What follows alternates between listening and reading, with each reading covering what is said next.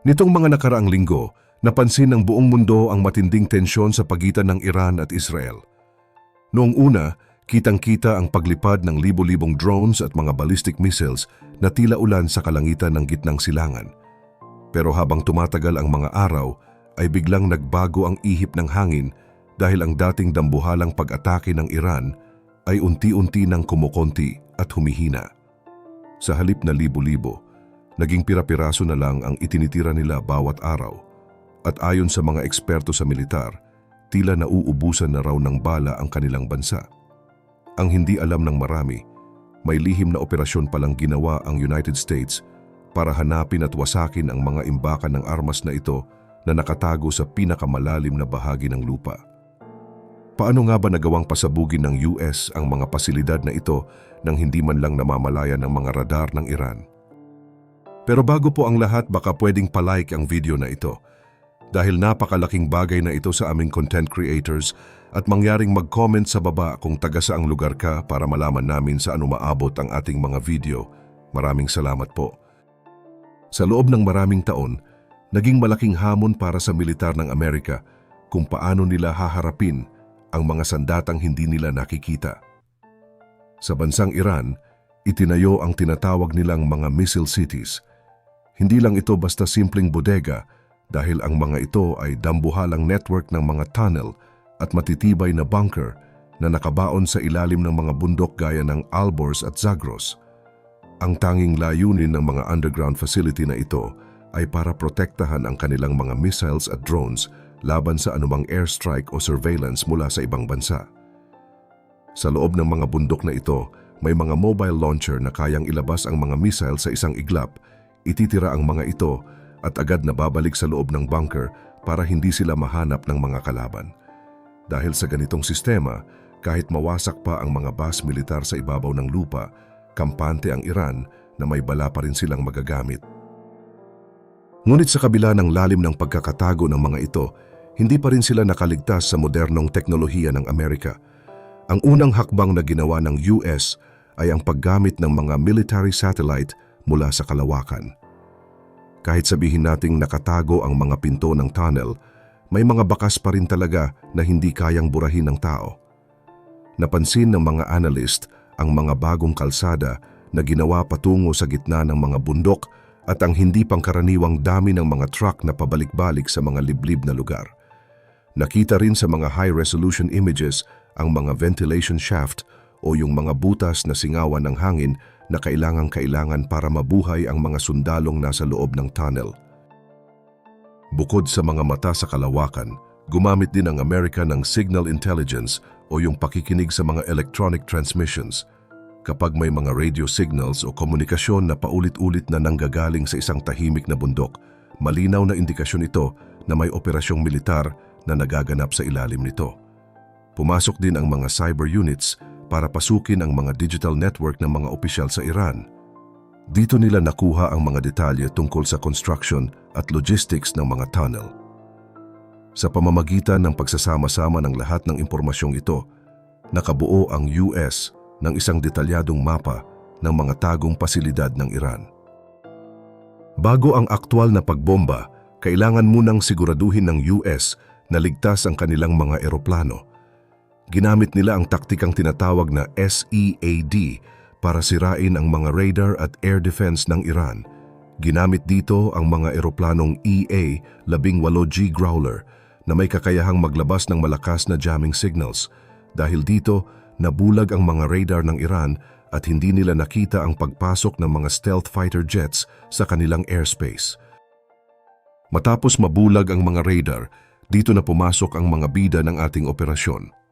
Ang mga eroplanong F-35 Lightning II ay lumipad ng daan-daang kilometro papasok sa airspace ng Iran. Ang misyon nila? Hanapin at wasakin ang mga natitirang missile sites sa ibabaw ng lupa para masiguradong walang makakagambala sa susunod na hakbang nila.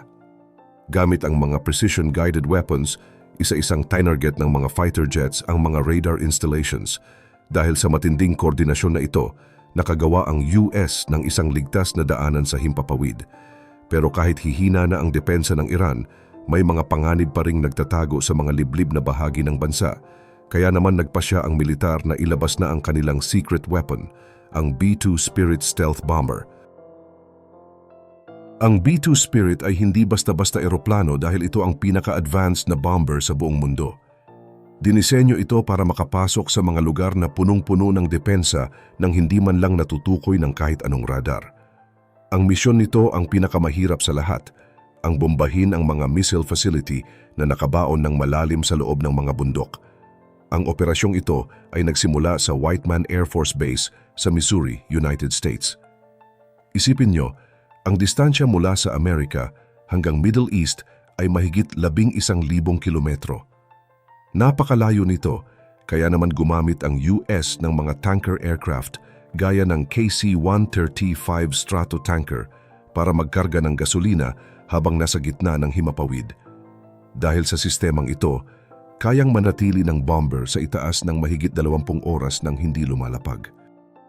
Habang papalapit sa target, kitang-kita ang kakaibang disenyo ng B-2 Spirit. Wala itong buntot at ang hugis nito ay parang isang malaking pakpak lang.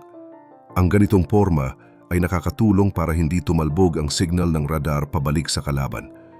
Bukod pa rito, ang buong katawan ng eroplano ay nababalot ng mga materyales na humihigop ng radar signals. Habang papasok na sila sa airspace ng Iran, patuloy pa rin ang pag-jam ng mga signal mula sa malayo para masiguradong walang makakaalam na naroon na sila.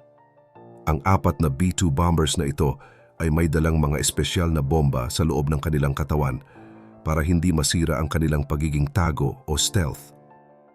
Ang mga target na pupuntahan nila ay hindi lang mga simpleng gusali.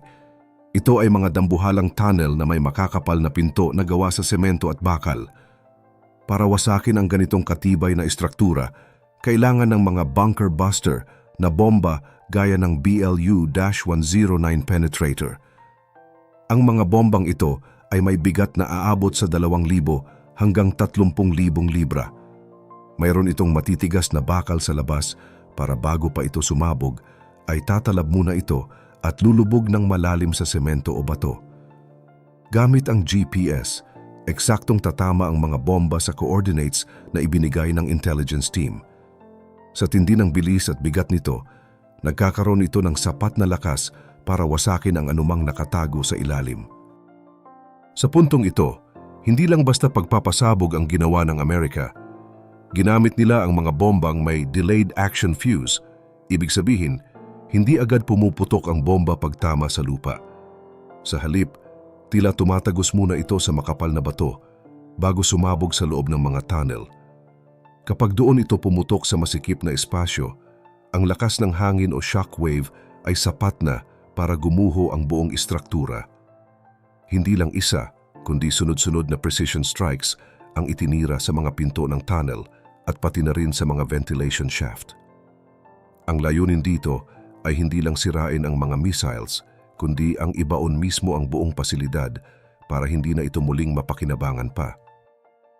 Tumagal ng 72 oras ang kampanyang ito na tumarget sa daan-daang base militar sa Iran, pero alam ng United States na hindi sapat na wasakin lang ang mga nakatagong imbakan.